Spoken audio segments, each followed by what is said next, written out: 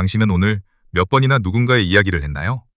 혹시 뒷담화를 할 때 사랑의 호르몬이라고 불리는 옥시토신이 분비된다는 사실을 알고 계셨나요? 지금부터 왜 사람들이 뒷담화라는 도파민에 빠져 사는지 심리학으로 상세히 풀어드리겠습니다. 구독과 좋아요는 큰 힘이 됩니다.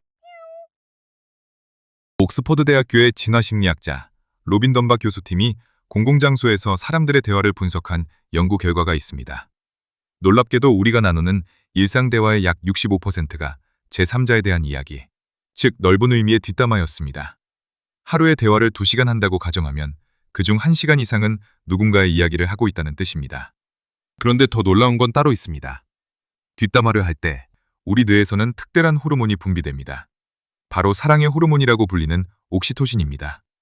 이탈리아 파비아 대학교 연구팀이 2017년에 발표한 연구에 따르면 뒷담화를 나눌 때 옥시토신 수치가 일반 대화나 감정적 대화보다 유의미하게 높아졌습니다. 뒷담화가 뇌에게는 일종의 보상이 되는 셈입니다. 그렇다면 도대체 왜 우리는 뒷담화에 이렇게 끌리는 걸까요? 첫 번째 이유는 진화적 본능입니다. 로빈 덤바 교수는 그의 저서에서 매우 흥미로운 이론을 제시했습니다. 영장류들은 서로의 털을 골라주는 그루밍이라는 행위를 통해 사회적 유대를 형성합니다. 그런데 인간의 사회 집단은 약 150명 규모로 커졌고 일일이 그루밍을 할 수가 없게 되었습니다. 그래서 인간은 그루밍을 대체할 수단으로 언어를 발달시켰고 그 언어의 핵심 기능이 바로 사회적 수다, 즉 뒷담화라는 겁니다. 쉽게 말하면 원숭이들이 서로 털을 골라주면서 친해지듯 우리는 누군가의 이야기를 나누면서 친해진다는 것입니다. 뒷담화는 단순한 험담이 아니라 수만 년에 걸쳐 진화한 사회적 생존 전략인 셈입니다. 두 번째 이유는 정보 수집 본능입니다. 우리가 사는 세상에는 다양한 사람들이 있습니다. 나에게 도움이 될 사람, 해를 끼칠 사람, 신뢰할 수 있는 사람, 조심해야 할 사람. 문제는 이걸 직접 경험하지 않고서는 알기 어렵다는 점입니다. 2024년 미국 메릴랜드 대학교 연구팀이 미국 국립과학원 회보에 발표한 연구에서는 컴퓨터 시뮬레이션으로 뒷담화의 진화적 기능을 분석했습니다. 결과는 놀라웠습니다. 시뮬레이션이 끝날 무렵 참여자의 90%가 뒷담화를 하는 전략을 선택했습니다. 뒷담화를 통해 누가 협력적인 사람인지, 누가 무임승차자인지 파악할 수 있었기 때문입니다. 뒷담화는 직접 경험하지 않고도 타인에 대한 중요한 정보를 얻는 효율적인 수단이었던 겁니다. 세 번째 이유는 심리적 안정감입니다. UC 버클리 대학교의 사회심리학자 로빌러 교수팀이 성격 및 사회심리학 저널에 발표한 연구가 있습니다. 실험 참가자들에게 누군가가 부당하게 행동하는 장면을 목격하게 했더니 심박수가 올라가면서 스트레스 반응이 나타났습니다. 그런데 흥미로운 건 그 부당한 행동에 대한 정보를 다른 사람에게 전달할 수 있게 해주자 심박수가 안정되었다는 겁니다. 연구팀은 이것을 친사회적 뒷담화라고 불렀습니다. 부당함을 목격했을 때 그 정보를 공유하는 행위 자체가 심리적 해소 기능을 한다는 것입니다. 심지어 참가자들은 자신의 실험 참가비를 포기하면서까지 다른 사람에게 경고 메모를 보내려 했습니다. 그렇다면 뒷담화를 습관적으로 과도하게 하는 사람들은 어떤 심리 상태일까요? 인지심리학자 김경일 교수는 뒷담화를 자주 하는 사람들의 핵심 특징을 2가지로 꼽았습니다. 본인이 행복하지 않다는 것, 그리고 늘 불안하다는 것입니다. 이런 사람들은 자신보다 불행한 사람을 찾아야만 상대적 우월감을 느낍니다. 심리학에서는 이것을 하향 사회비교라고 합니다.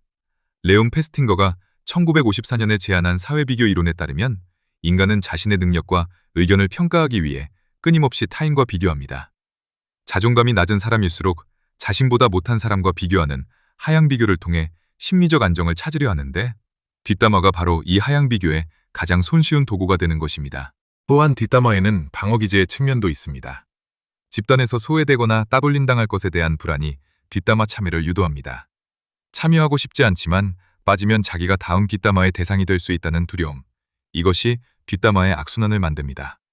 2025년 브라운 대학교 연구팀이 네이처 휴먼 비헤이비어에 발표한 연구에 따르면 사람들은 뒷담화 대상과 사회적 거리가 먼 사람에게 그리고 인기가 많은 사람에게 뒷담화를 전달하는 경향이 있었습니다. 뒷담화가 대상에게 들키지 않으면서도 최대한 널리 퍼지도록 하는 일종의 사회적 알고리즘을 우리 뇌가 무의식적으로 계산하고 있다는 뜻입니다. 하지만 뒷담화에는 분명한 부작용이 있습니다. 뒷담화는 하면 할수록 열등감, 질투, 시기심 같은 부정적인 감정 회로를 강화합니다. 뒷담화의 대상이 된 사람은 조직에서의 자존감이 낮아지고 조직 시민 행동이 감소하며 정서적 소진이 증가한다는 연구 결과도 있습니다. 또한 73%의 사람들이 자신에 대한 뒷담화를 기억하고 있었다는 연구 결과는 뒷담화가 결코 안전한 행위가 아니라는 것을 보여줍니다.